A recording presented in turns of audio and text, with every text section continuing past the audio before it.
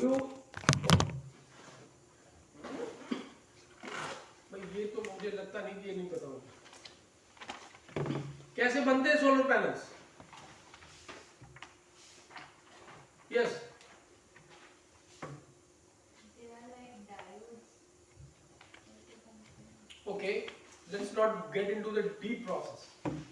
But what you understand that what we understand in simple way, if I say there is a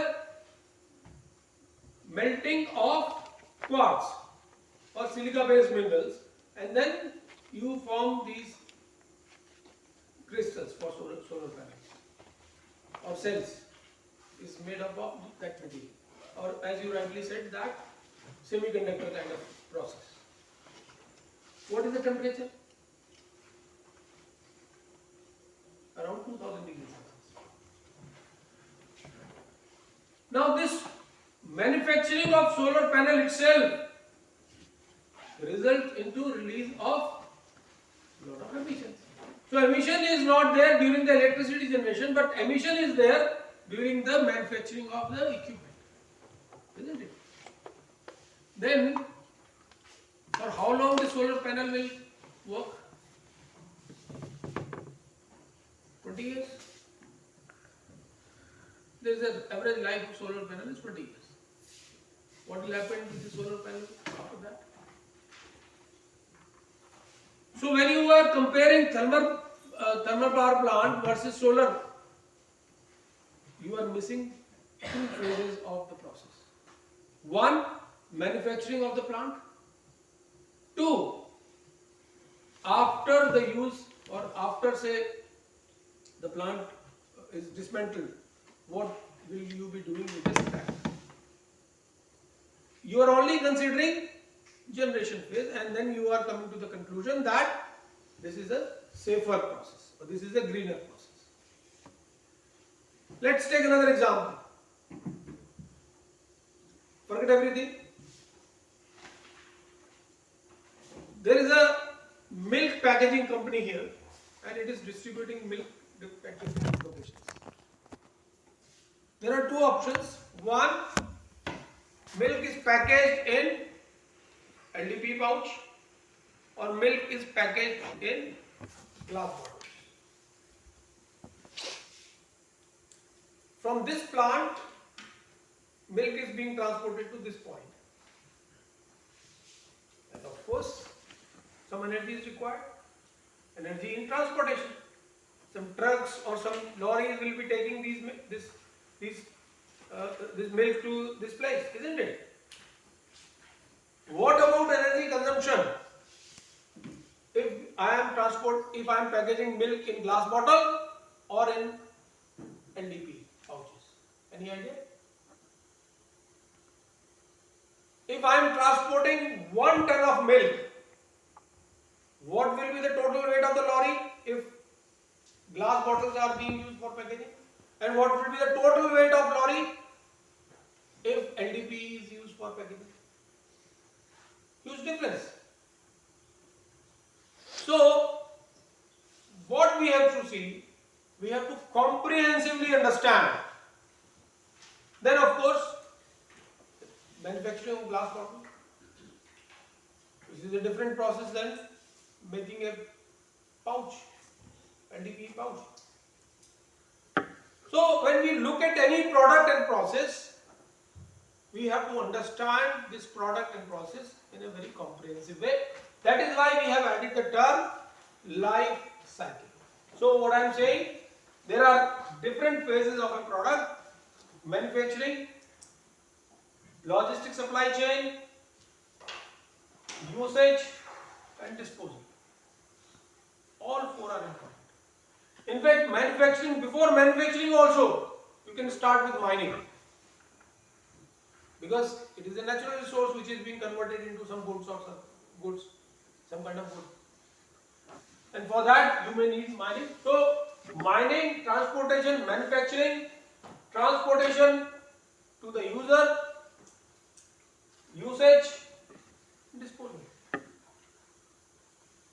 Now you may say that why usage is important. You have an air conditioning unit 5-star rating or 3-star rating. So usage, energy consumption in 3-star rating will be much higher. But it is also possible that lifespan of 5-star rating appliance is lower than 3-star rating. So from user point of view, I agree. From user point of view, it is fine that 5-star rating, but when you are comparing these two products, you need to compare it comprehensively. Right? Okay. Is this clear or any doubt in this? So we have, as I mentioned, from mining, manufacturing of the product, packaging and distribution, use of the product, end of life, or maybe instead of disposal, there is a transformation in terms of reusing, recycling. So everything is important. So for example, glass bottle. Good thing with the glass bottle is that it is easily reusable.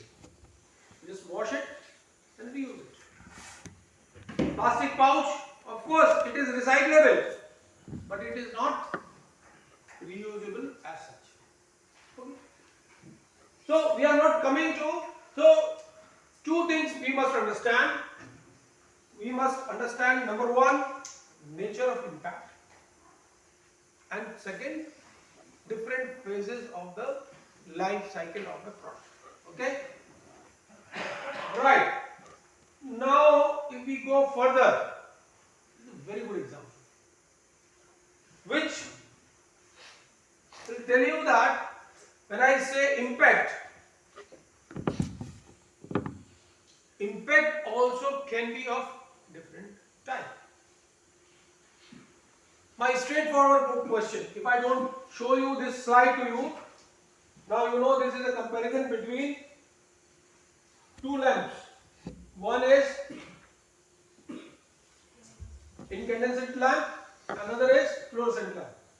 Okay? How many of you have seen any incandescent lamp? Bulb कितने लोगों ने देखा? देखा है ना? Okay. Fluorescent lamp, all of you understand. Again, which one is green?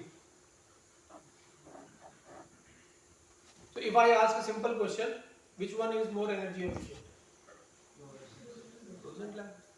So what, maybe illuminance per watt, if I make such kind of curve, then I will, it is easy to understand that fluorescent lamps are efficient. Now, my next question is, which one is green?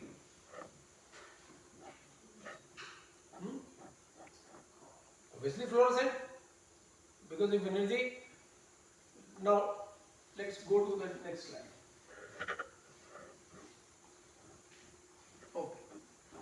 First table, comparing some of the specifications. 60 watt power consumption, 18 watt power consumption, based on similar elements. Right? Lifespan 1000 hours, 5000 hours. So, in terms of lifespan also this is better. Mass 30 gram, but resource used in this incandescent lamp is 540 grams. Mercury content 0 and 2 liter. So a researcher tried to compare these two products, and then he selected various impact categories. Like for example, CO2. Is CO2 harmful to us? Yes or no? Yes? Why? It is harmful because of when it crosses a certain limit. If it is below that, it's No. not What is the harm? What is the impact? like global warming. Like global warming. Right? Carbon monoxide is harmful to us or not? Yes. Why? It is poisonous. So, both CO2 and CO, they have a different aspect of impact on environment or human health. isn't it? SO2, sulfur dioxide. Why it is considered as pollutant? Acid rain. NOx,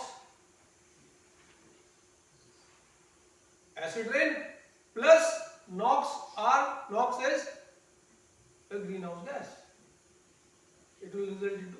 So what we see that these pollutants may have different impact. Okay, let's go further. Is CO2 emission making any impact on water body? Yes? How? CO2 emission in atmosphere, how is it is going to affect the DO level in water body? When temperature of earth increases as the temperature. Oh, that is a very, yeah. So basically, there is no direct impact of CO2 on the quality of water. But sulfur dioxide emission in the atmosphere, does it have any impact on water? It may have, because it is a acid rain precursor.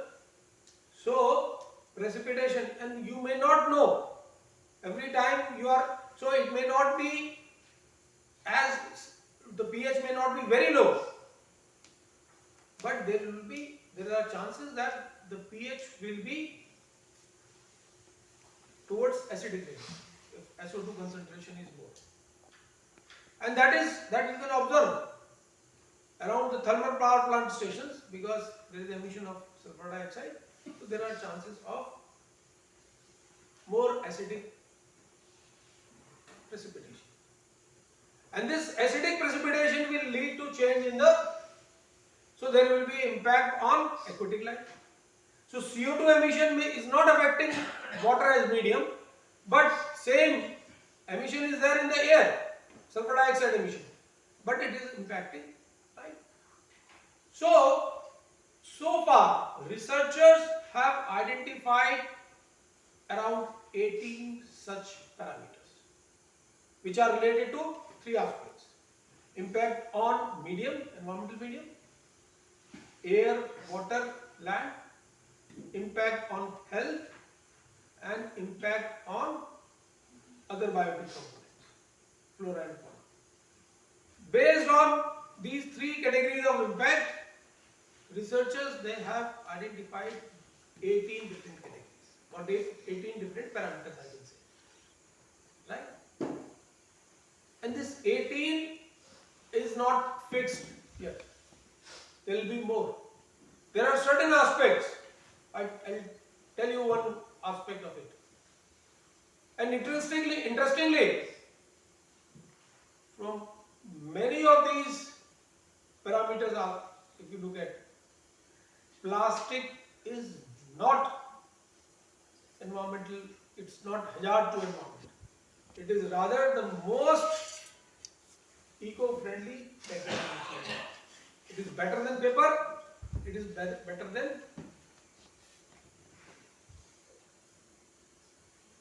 but you all know that there is some problem with the plastic. So recently one research group came up with a new parameter called littering potential. And when he started, this group used littering potential as environmental impact parameter, then they found that plastic, single-use plastic particularly, is not good in comparison to paper. Right? So what happened? Initially,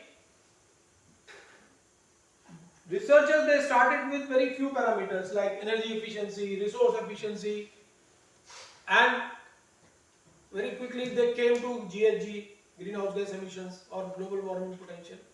But now we have very popular 18 such parameters. And as I mentioned, many more parameters are going to come. So now you see this table. These are 4 parameters defining the environmental impact. Climate change, nothing but related to greenhouse gas emission. How much is the greenhouse gas emission? How much is the global warming potential? Right? And this is related to the life cycle of this lab, both the labs. Life cycle means mining to manufacturing, or you can say manufacturing to usage to final disposal. So during this life cycle phase, one incandescent lamp releases 120,000 kilogram of CO2 equivalent. So equivalent term I will discuss later. Or you can right now you can imagine that it releases 120,000 kilogram of CO2. While incandescent lamp releases only 40,000 kilogram. Which is better? Fluorescent lamp is better. Let's come to another category, acidification. So it releases 45 kilogram SO2, that releases 21 kilogram. Depletion of resources, these are actually units. We'll discuss about these units later on. Right? So, like for example, if you remember, we discussed about the BOD. So, organic pollution in an effluent is indicated by a single parameter called BOD. We are not identifying different compounds. So, how much this is going to consume? So, these parameters, these categories also are defined with respect to something. So, for example, when I say CO2 equivalent, we know that 1 kg of CO2 has got this much, any arbitrary number you can decide, that this is going to make this much impact on global warming. So collectively we can identify that how much this one. So similarly for other parameters also, so acidification is in terms of SO2 equivalent, and this depletion of resources is in terms of antibody equivalent. Okay, we'll discuss more on this. Look at the fourth parameter, ecotoxicity. 320 kg dichlorobenzene equivalent in case of incandescent lamp, and fluorescent lamp 440 kg dichlorobenzene equivalent. Which one is better?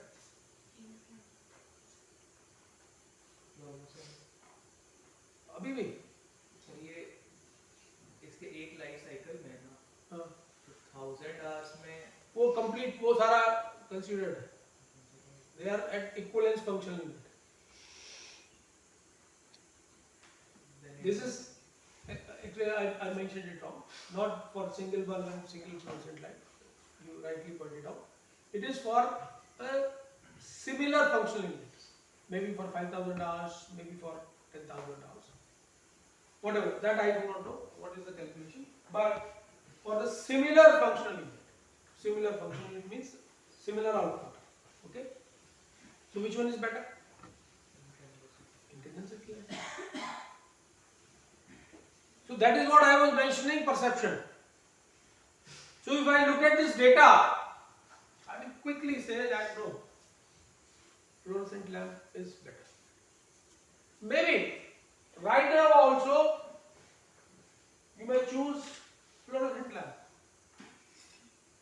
But I cannot say it firmly that fluorescent lamp is eco-friendly or it is environmental friendlier than. What I have to say right now? That yes, impact on climate is lesser, acidification potential is lesser, depletion of resources is good, but from the viewpoint of ecotoxicity, incandescent lamp is better. So this is why I said that both the things, both aspects. One, the whole life cycle. Another, impact. We need to understand which kind of impact we are talking about. So every time we talk about carbon footprint is global warming potential. or impact related to climate change. But it is possible that any product, any process has got lesser carbon footprint, but may have more footprint in terms of ecotoxicity, more footprint in terms of acidification, more footprint in terms of terrestrial toxicity or aquatic toxicity. There are so many such parameters, right? So whenever we look at any industrial process or product, we must understand the impact pathway, and then we should look for different categories. This question will come once you start doing LCA. Then this question arises: what kind of impact I should consider? So then we see first the industry, what is the manufacturing process, where are the emissions. Then when it comes to user, we look at where it is being used, and that will tell us the pathway to the environment.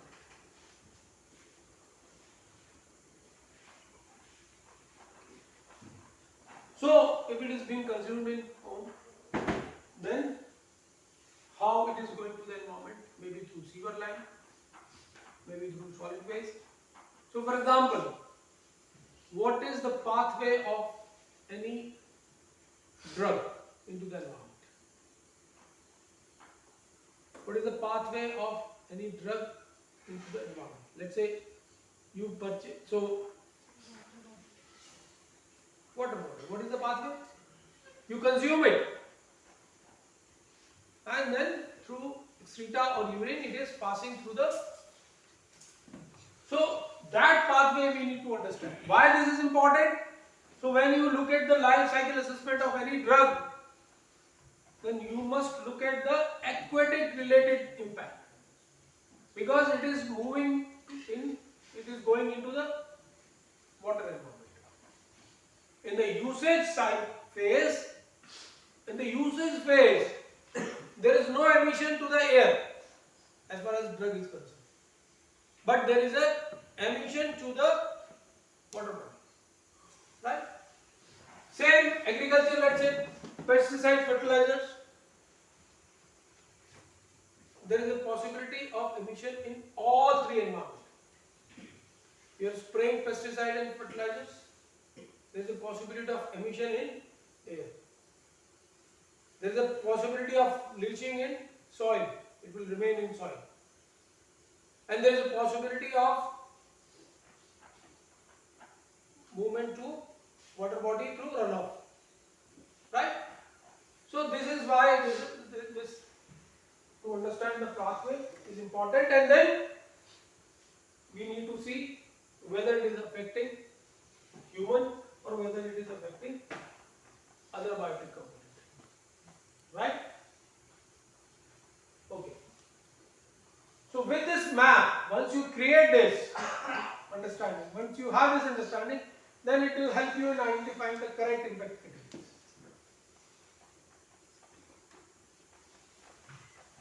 Okay.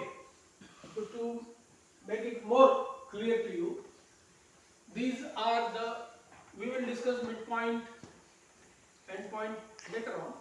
Just understand, I was mentioning about 18 categories. So these are the different type of environmental impact have been identified by researchers for doing LCA. One, particulate matter, right? How it is affecting? It is affecting humans as it is increasing the respiratory diseases. So that is why this impact category is chosen. Two, tropospherical ozone formation. So stratospherical ozone is helpful, but this is the polyester. It is again affecting humans related to respiratory disease. It is also increasing global, resulting into global warming. Ionizing radiation, leading to cancer, leading to other diseases.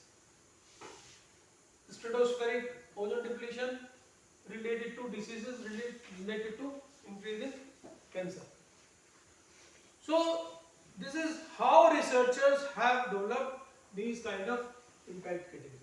So starting from, then we have human toxicity non-cancerous, global warming, water use, freshwater ecotoxicity, freshwater eutrophication, like if we are discharging nitrogen or phosphorus, those compounds may not be toxic, but they are resulting into eutrophication, and if they are resulting into eutrophication, then obviously it is going to affect the aquatic life. Okay, so it will interfere in then terrestrial ecotoxicity, terrestrial acidification, land use transformation, marine ecotoxicity, mineral resources, fossil resources. These are certain impact categories, and you have to take a call. Either you have to go for all or select few. Right? So with the help of LCA, so now you relate. I was talking about framework. So LCA has provided me a chance or an opportunity to calculate at least these many impact categories. And when I compare two products, two processes, the previous example, if you remember, in some of the categories, product A will be better, some of the categories, product B will be better. Right? Any point I will take later. So first you understand this. Now let me ask again. Any doubt, any question, please ask me. This is probably completely new topic for many of you. Some of you, especially those who are doing research, they might be knowing something about LCA, or they must have heard about LCA at least. But UG students, are you able to understand or not? Yes or no? अभी तो नींद आ रही सबको. Okay. Now next is, so impact category is clear. Now we are coming to the phases. See how we are going to calculate environmental impact. So impact is related to emission, simple. If I am saying that this particular product is linked with global warming, that means that during the manufacturing, during the usage, during the disposal, there is a possibility of release of greenhouse gases. What are the greenhouse gases? Let's say CO2, primary CO2, methane, NOx, ozone, water vapor. Let's say these 5 are the major ones. That means during this manufacturing or usage, there is a release of these gases. Then only this product will have global warming potential, isn't it? Right. So what we need to understand, what is the output? And to understand output, what we need to, so we must have inventory analysis for the whole life phase. For example, the first phase of the life cycle is raw material extraction. How much is the input? How much is the output? Input will be in terms of energy. Input will be in terms of resources. Input will be in terms of other utilities like water. Right now I am interested in these inputs. I am not interested in labor. I am not interested in capital. Because my concern is emissions, which are impacting environment. Okay. Then emissions. What are the emissions? What are the output? Sorry, not emissions. What are the output? Product. Isn't it? Product output होगा नहीं होगा? Other than product, byproducts. And byproducts can be waste or can be raw material to another. Right?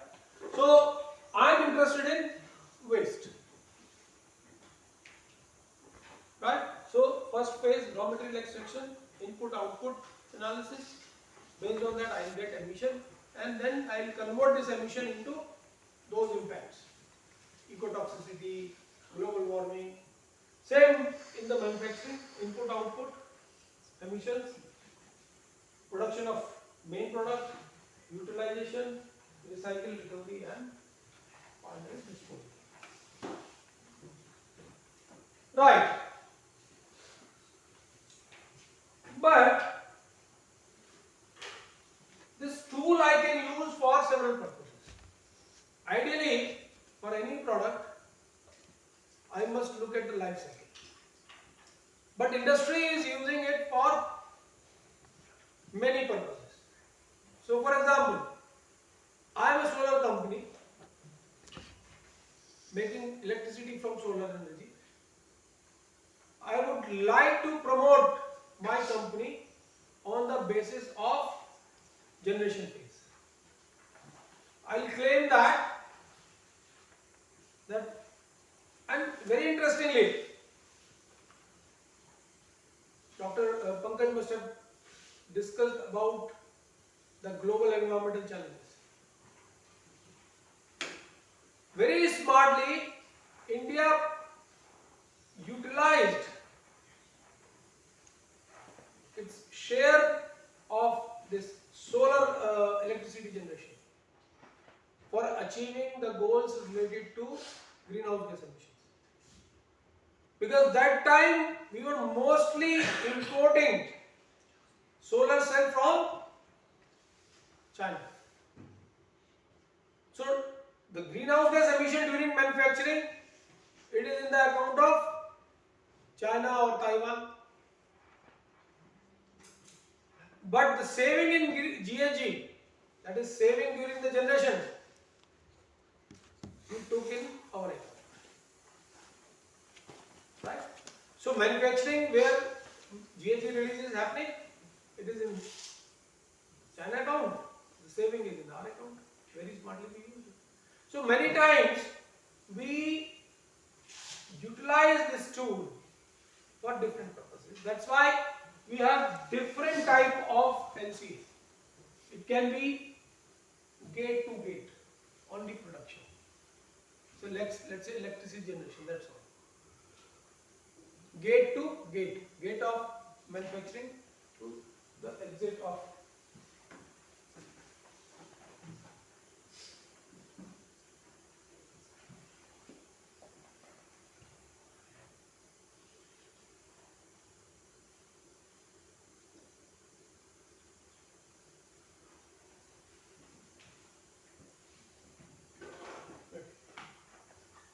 This can be cradle to grave. Actually, when I say life cycle, it is known as a very popular term you will find in the literature.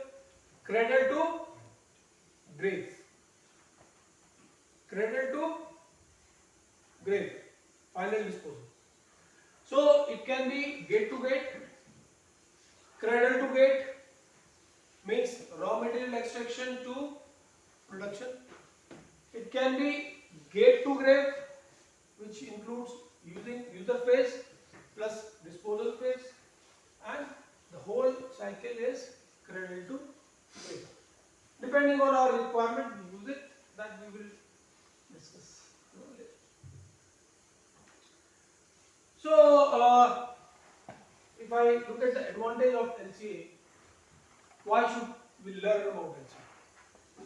So, as a professional engineer, many of you, if you join any environmental or if you decide to join EHS in any company, LCA is a tool which is very useful. So it provides a quantitative measurement of any product's potential impact. I tell you, I just forget the name of the association, Indian Plastic Association or something like that. They have used LCA to sell plastic. Of course, their analysis is not perfect. They use one or two type of impact categories. They are not. So what they try to tell people or what they the kind of awareness they try to create. They say that plastic is eco-friendlier than paper, and this they do with the help of quantitative measurement through LC. And that is true also. It is not that they are manipulating that data. They do it through proper calculation. Inventory is required. Inventory cannot be manipulated. Okay. However, the manipulation what they do, they do not consider all kind of impact categories. They just consider selective impact categories. But this is really helpful for. Second, it also helps us. You see, when I was talking about glass bottle versus, so what we may find that the emissions during transportation, during the supply chain are much higher. If I can work on that supply chain somehow, then probably, so it allows for an easy identification of most impactful life cycle stage, so that you can work. So any product, for example, is very good. During manufacturing, there is a lesser emission, but disposal is a problem. So one of the example is plastic. During manufacturing usage, you may have very less impact, but disposal is the okay. One of the great advantage of LCA is that you can capture wide range of different effects. Already I have talked about, and this is a standardized process. You may have learned about EIA. The difference between LCA and EIA is there are two differences. One, EIA is a statutory measure. It is included in the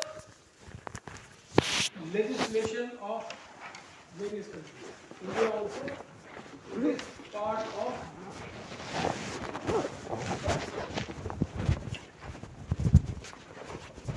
But LCA